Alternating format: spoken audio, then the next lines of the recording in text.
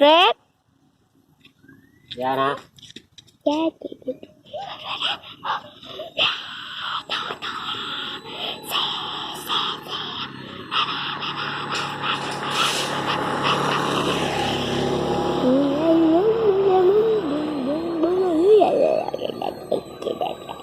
Bà đau lâu rồi là đâu cô chị trả ra cho chị nào nè anh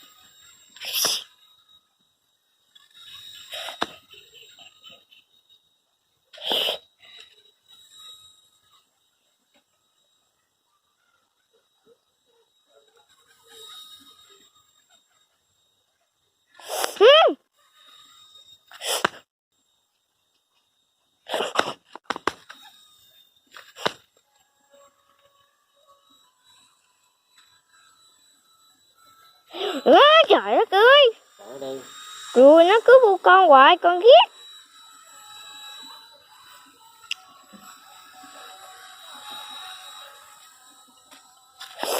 Cởi nó đi. Nó làm cho con bực mình, chứ giờ con ghét con rồi.